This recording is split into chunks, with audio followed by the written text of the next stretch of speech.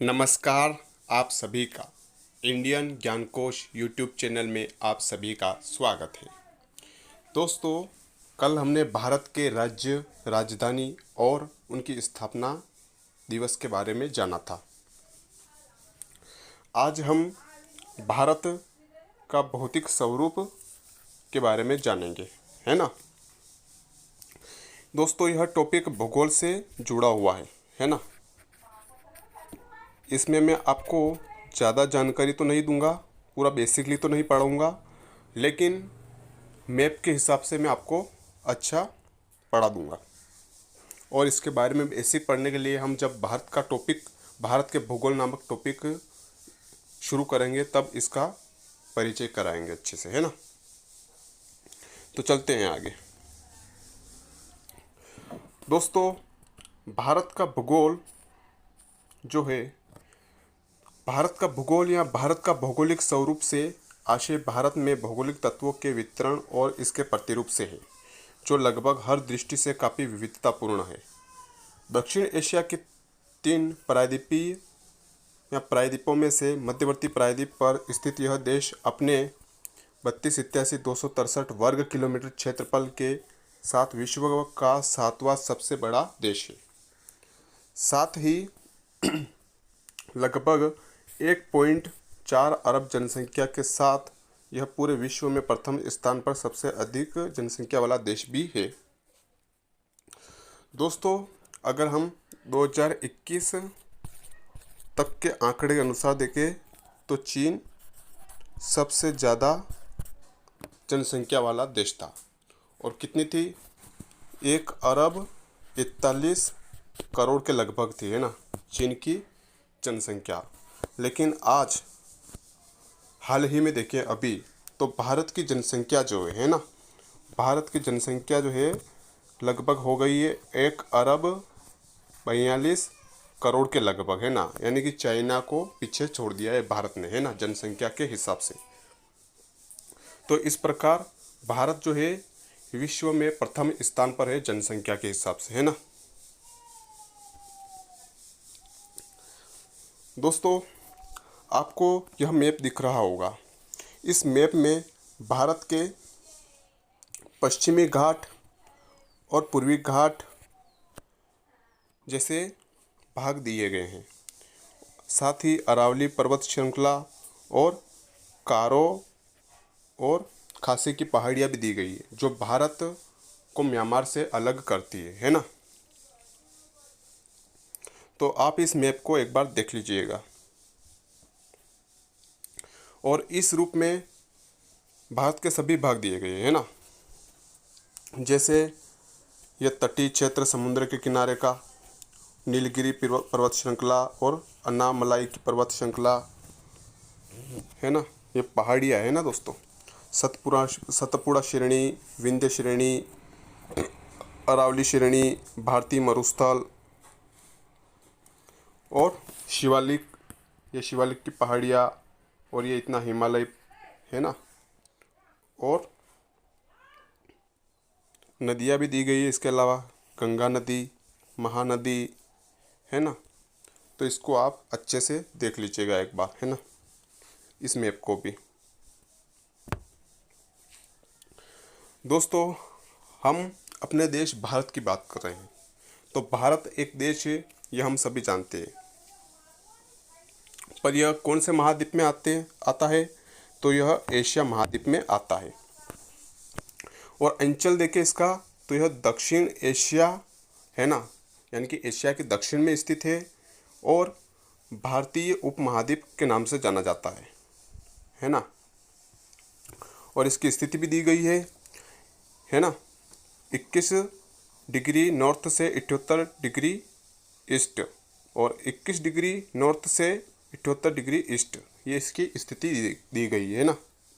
और क्षेत्रफल देखिए इसका, तो 32,87,263 किलोमीटर स्क्वायर ये क्षेत्रफल है ना, जिसमें से 90.44% जो भाग है वो स्थल भाग है और 9.56% भाग जो है वो जल भाग है ना। और सीमांत के बारे में हमने आपको एक टॉपिक पढ़ा दिया था। ये स्थलीय सीमा भी दी गई इसमें 15,200 किलोमीटर है ना। अफगानिस्तान से जुड़ी हुई है 106 किलोमीटर है ना। और बांग्लादेश से भी जुड़ी हुई है 4,096.70 किलोमीटर। चाइना से ये दे रखा है ना, ये हमने आपको पढ़ा दिया है। और आप देखना चाहे तो और अच्छे से देख लेना एक बार, है ना। और ये सर्वोच्च बिंदु दिया गया है ना भारत का, कि भारत का सर्वोच्च बिंदु कितना है ना। तो 8,611 मीटर जो है भारत का बिंदु है ना, सर्वोच्च बिंदु।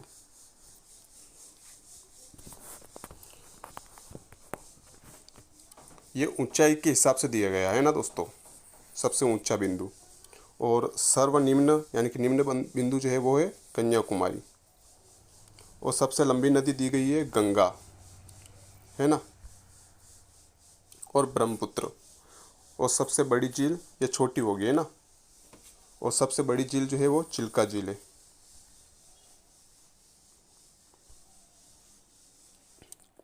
भारत की भौगोलिक संरचना में लगभग सभी प्रकार के स्थल रूप पाए जाते हैं। एक और इसके उत्तर में विशाल हिमालय की पर्वत मालाएं, तो दूसरी ओर दक्षिण में विस्तृत हिंद महासागर, एक और ऊंचा नीचा और कटा फटा दक्कन का पठार है। तो वहीं विशाल और समतल सिंधु गंगा ब्रह्मपुत्र का मैदान भी थार के विस्तृत मरुस्थल में, जहां विविध मरुस्थलीय स्थल रूप पाए जाते हैं। तो दूसरी ओर समुद्र तटीय भाग भी है। कर्क रेखा इसके लगभग बीच से गुजरती है और यहाँ लगभग हर प्रकार की जलवायु भी पाई जाती है। मिट्टी, वनस्पति और प्राकृतिक संसाधनों की दृष्टि से भी भारत में काफ़ी भौगोलिक विविधता है। दोस्तों, भारत की जो कर्क रेखा है ये कितने राज्यों से होकर गुजरती है? 8 से, है ना। 8 राज्यों से होकर गुजरती है, ये अपनों को ध्यान रखना है। और वो कौन कौन से राज्य ये मैं आपको बाद में बताता हूँ। प्राकृतिक विविधता ने यहाँ की नरजातीय विविधता और जनसंख्या के असमान वितरण के साथ मिलकर इसे आर्थिक, सामाजिक और सांस्कृतिक विविधता प्रदान की है।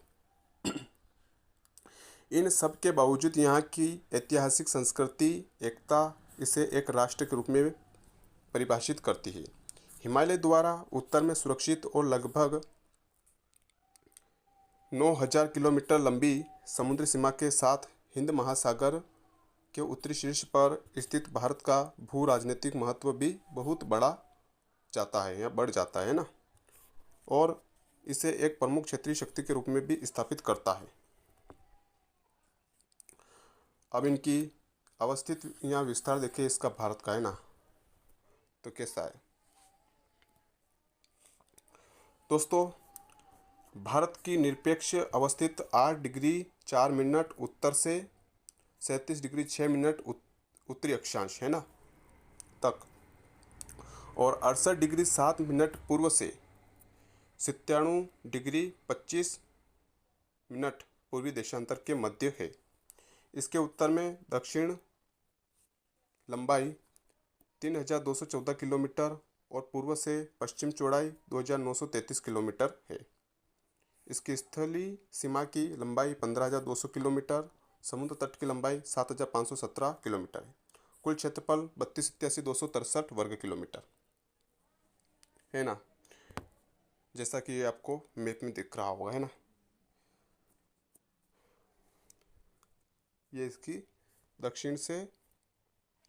दक्षिण टू उत्तर की लंबाई दी गई है और ये पश्चिम से पूर्व, है ना। अब हम आपको बताते हैं कि भारत के 8 राज्य कौन कौन से है वो।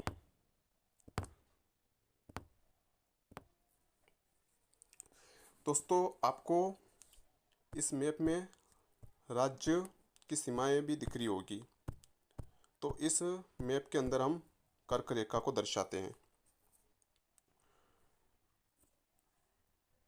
दोस्तों, कर्क रेखा गुजरात से होते हुए राजस्थान, और राजस्थान से मध्य प्रदेश, मध्य प्रदेश से छत्तीसगढ़, झारखंड और पश्चिम बंगाल, फिर त्रिपुरा और मिजोरम से होती हुई गुजरती है ना। कितने हो गए राज्य? 1 दो, अच्छा ये है ना, ये दो, ये तीन, ये चार, ये पाँच, ये छः, ये सात और ये आठ, है ना। 8 राज्य से होकर गुजरती है। कौन कौन से राज्य हुए, इनको हम एक ट्रिक से याद करते हैं। गरम छत जारो पत्र मिलेगा। गरम छत जारो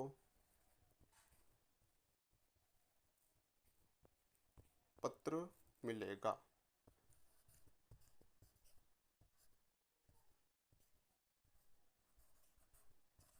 मिलेगा, है ना। ग से गुजरात आ जाएगा दोस्तों, है ना। र से राजस्थान, म से मध्य प्रदेश, छत से छत्तीसगढ़, जारो से झारखंड और प से पश्चिम बंगाल, त्र से त्रिपुरा और मिलेगा से आ जाएगा मिजोरम, है ना। इस प्रकार आप इस कितने राज्यों से हमारे कर्क रेखा गुजरती है इसे भी हम याद रख सकते हैं, है ना। तो आज के लिए इतना ही, कल फिर मिलते हैं, तब तक के लिए धन्यवाद।